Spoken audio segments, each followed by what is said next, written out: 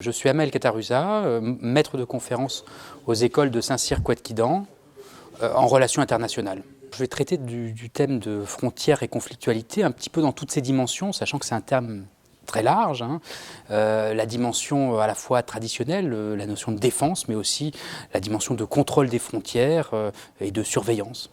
Le conflit aux frontières, ça peut être par exemple le conflit qui concerne la question du Kosovo, avec l'indépendance non reconnue du Kosovo par la Serbie. Ça peut être aussi tout simplement la surveillance qui aujourd'hui est appliquée au flux de migrants vers l'Europe, par exemple. Frontières et conflictualité. Commençons par dire que déjà quand on m'a proposé le sujet, effectivement le contexte était assez différent. J'imaginais pas qu'on serait aujourd'hui dans un contexte de migration important qui nous amène un certain éclairage sur les frontières. Je disais que au début, si on avait traité ce sujet il y a encore quelques mois, possiblement la thématique qui aurait été au cœur de l'actualité, ça aurait été par exemple la question de l'Ukraine ou la question de la Crimée, et d'un coup, la frontière aurait pris une autre tonalité. Donc aujourd'hui, on voit la frontière plutôt comme le lieu de filtrage ou de blocage de migrants ou de réfugiés, alors même qu'il y a quelques mois, on aurait parlé plutôt de frontières comme ligne de front. Et finalement, ça illustre bien le fait que cette question de la frontière, elle est beaucoup plus complexe et très riche en thématiques. Et c'est un peu là-dessus que je voulais essayer de commencer cette conférence. Avec déjà un petit paradoxe, c'est-à-dire qu'on parle aujourd'hui beaucoup de mondialisation, et il y a quelques dizaines d'années, on parlait même de disparition possible des frontières. Dans les années 90, la tendance était plutôt à dire que les frontières s'effaceraient progressivement.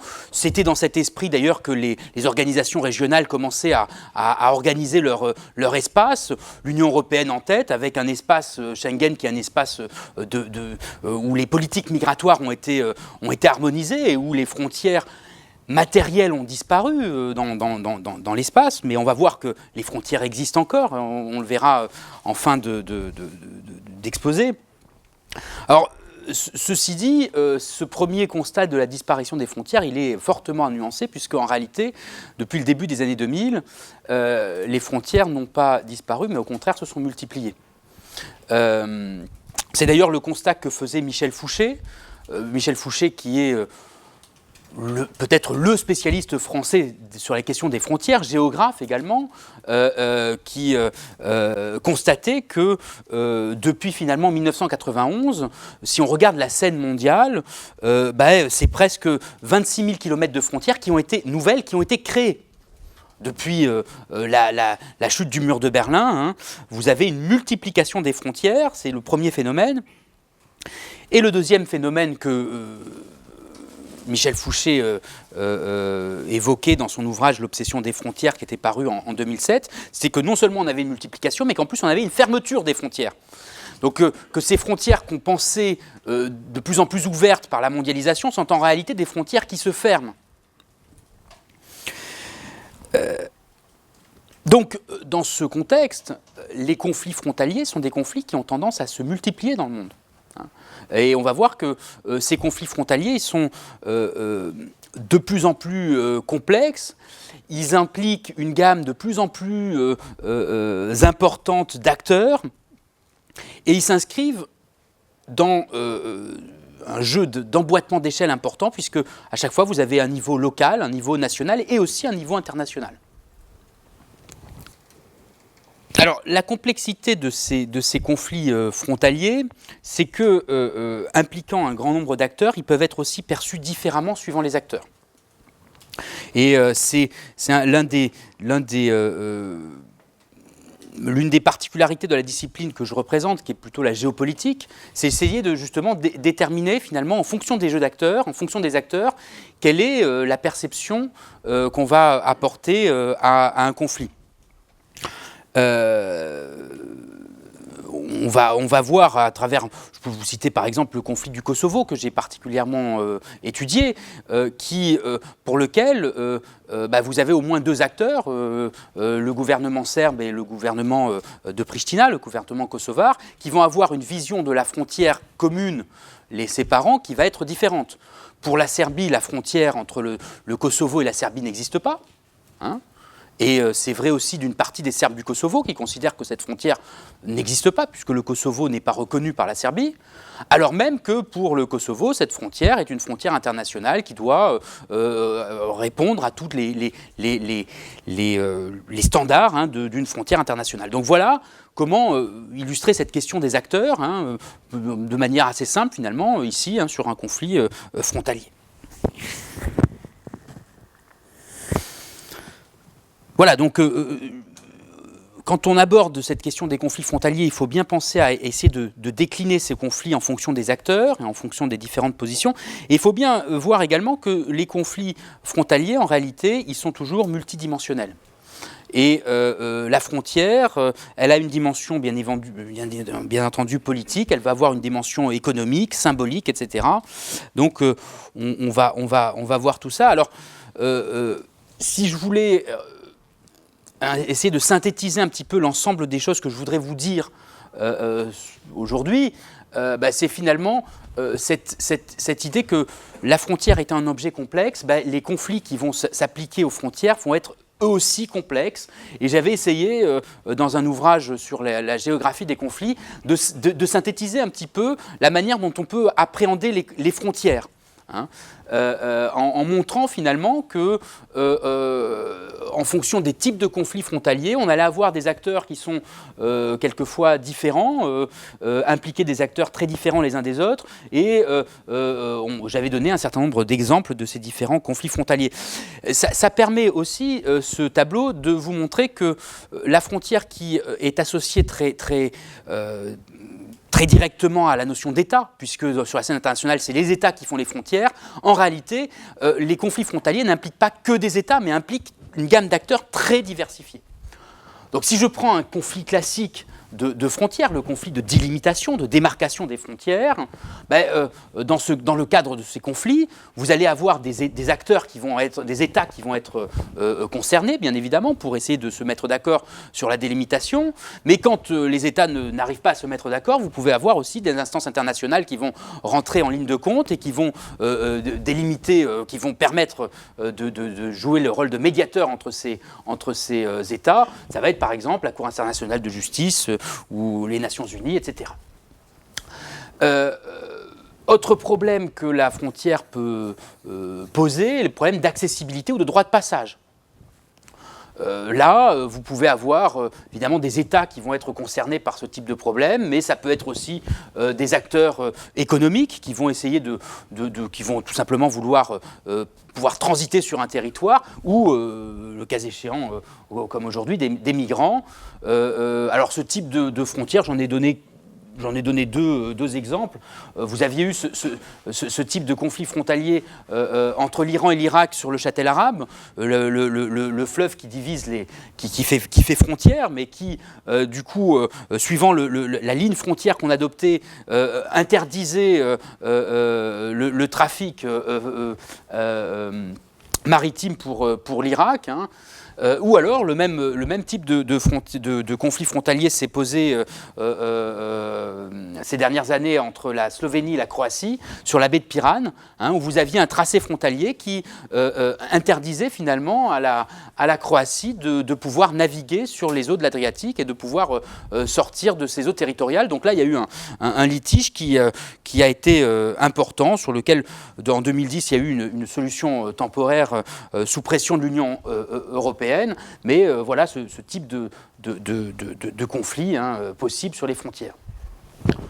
Je vais passer assez rapidement, hein, parce que là je vous fais je vois que le temps file et j'aimerais avancer sur ces questions. Autre type de conflit, les revendications identitaires, bien évidemment, issues du droit des peuples à disposer d'eux-mêmes, qui vont reposer sur des conflits classiques de type irrédentisme, rattachisme, sécessionnisme.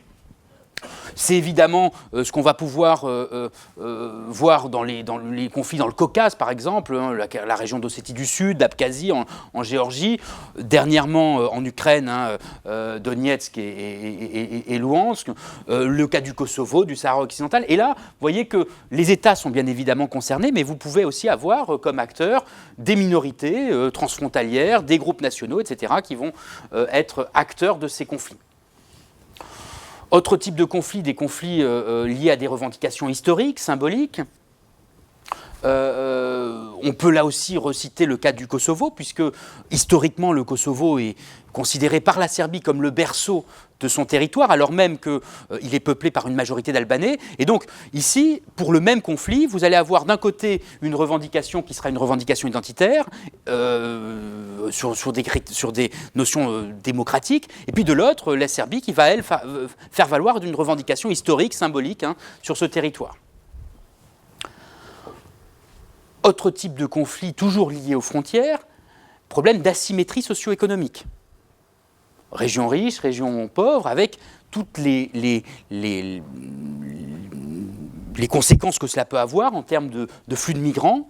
Pensez à la frontière États-Unis-Mexique, hein, dont je vous présentais une photo en tout début de conférence. C'était la photo de la première slide que je vous montrais, qui a été en partie murée, en partie clôturée, et cette frontière, elle est due, cette clôture, en fait, elle est due tout simplement à la dissymétrie économique entre les deux États. Hein. Et on peut se poser la même question aujourd'hui de la frontière Schengen, on y reviendra en fin de conférence. Autre type de conflit, problème d'accès aux ressources. Je vous présenterai tout à l'heure la carte, je peux vous la présenter tout de suite, puisque si je prends par exemple le cas de la mer Caspienne, vous savez qu'aujourd'hui, vous avez tout un débat sur les pays riverains de la mer Caspienne, qui divise les pays riverains de la mer Caspienne, à savoir quel est le droit à appliquer sur la mer Caspienne. Suivant le droit appliqué sur la mer Caspienne, que j'utilise le droit, si je considère la mer Caspienne comme un lac ou comme une mer, la question se pose, hein, ça pourrait être un lac, étant donné qu'on a affaire à une mer complètement fermée. Suivant la position que j'adopte, soit je vais appliquer le droit des mers et des océans de Montego Bay, et donc appliquer des eaux territoriales à 12 000 nautiques, et puis le reste en eau internationale, enfin, avec des zones économiques exclusives, soit j'applique tout simplement le droit terrestre, c'est le droit qui s'applique au lac, et donc je fais une division équitable en fonction des États, et effectivement, cette division va être très différente en termes de territoire pour les différents États, à savoir que les enjeux de la mer Caspienne, c'est pas l'eau, c'est les hydrocarbures. On a là affaire à une mer qui est tout simplement, en termes de potentiel d'hydrocarbures, la première zone mondiale, hein, pour ce qui est de réserves de gaz et de pétrole.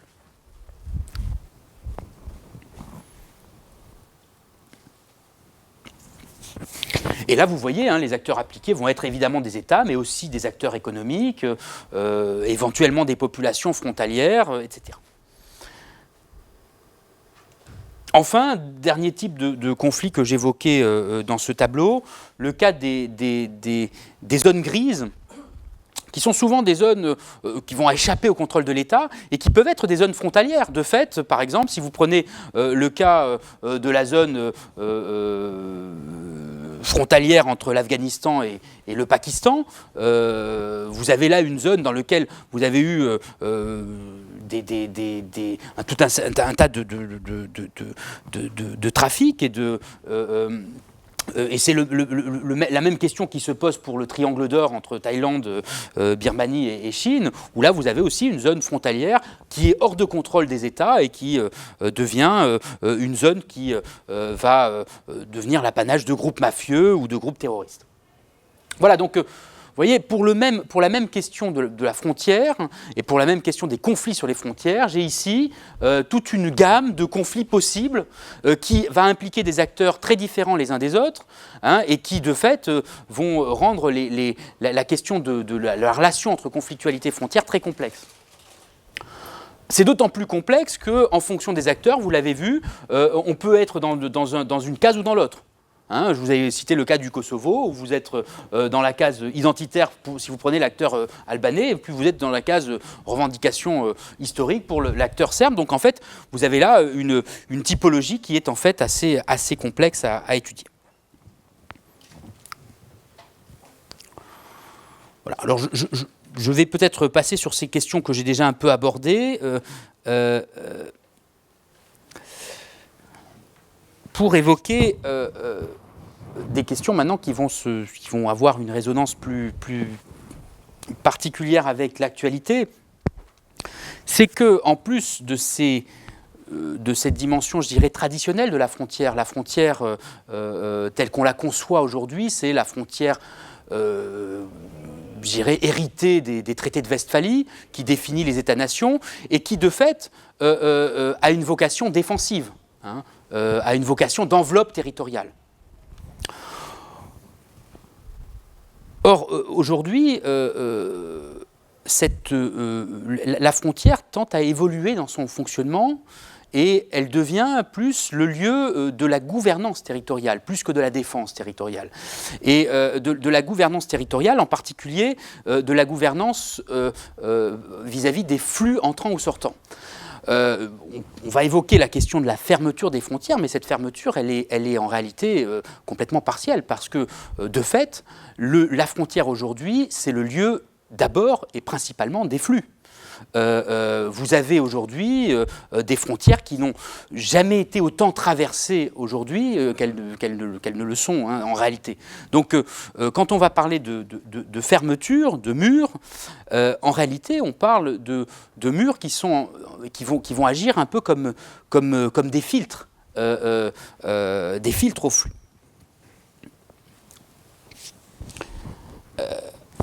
Et donc là, j'ai tout simplement repris une carte sur Internet qui nous présente le cas qui nous préoccupe aujourd'hui, hein, cet afflux de réfugiés sans précédent, passant par la route des Balkans, et qui a amené, de fait, un certain nombre d'États à construire des clôtures ou à fermer leurs frontières.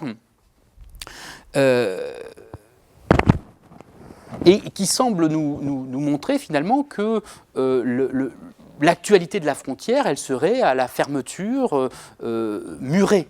Comme si le mur pouvait être une solution, si vous voulez, à l'entrée sur le territoire de personnes entre guillemets indésirables. C'est un peu l'image que le mur produit. Alors, c'est intéressant ce qui est en train de se passer parce qu'en réalité, les murs semblent se multiplier, mais je dirais que la transformation radicale des frontières, elle ne se situe pas dans le mur qui est très visible, mais elle se situe dans les dispositifs de contrôle qui, eux, sont invisibles et qui ont tendance à transformer complètement la manière dont on pense les frontières. C'est-à-dire que le contrôle frontalier, il n'est plus véritablement localisé à la frontière. On est déjà passé à un système dans lequel le contrôle frontalier, il est en réalité un contrôle qui s'est élargi sur des zones qui sont bien plus larges et qui quelquefois s'étend au territoire entier. Hein, et c'est ce que je vais vous montrer avec le cas de la notion de smart border. La smart border, c'était la notion inventée par les Américains, une frontière intelligente, hein, donc notion inventée aux États-Unis, qui était une réponse d'une certaine manière aux attentats du 11 septembre 2001, même si les projets en réalité étaient antérieurs. Disons que les attentats ont accéléré le processus. Et cette smart border, c'était l'idée que les Américains, que les États-Unis avaient, d'avoir une frontière qui pouvait finalement permettre à la fois de faire de la frontière un lieu de passage, mais un lieu de passage qui serait un filtre le plus précis possible des flux qui la traverseraient. Et pour filtrer ces flux,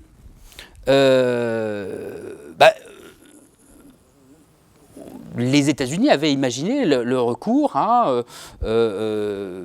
des dispositifs technologiques très, très variés, des dispositifs d'abord en place sur la frontière. Donc la zone frontière serait une zone contrôlée permettant la détection de tout flux illégaux avec des senseurs thermiques, des caméras, des senseurs sismiques, une surveillance par drone.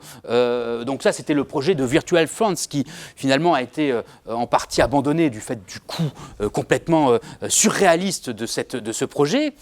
Mais je dirais que ça, c'était un peu la partie visible de l'iceberg. La partie invisible, elle se situait dans la mise en place de bases de données. Donc je passe sur tous les dispositifs visibles.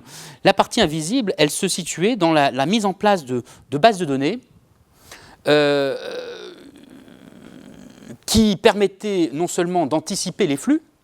Si demain vous allez aux États-Unis, sachez que à partir du moment où vous avez acheté votre billet d'avion, vous êtes déjà enregistré dans une base de données et déjà on sait quand est-ce que vous arrivez, quand est-ce que vous repartez. Donc ça fait partie des données qui vont être traitées par les services de surveillance des frontières.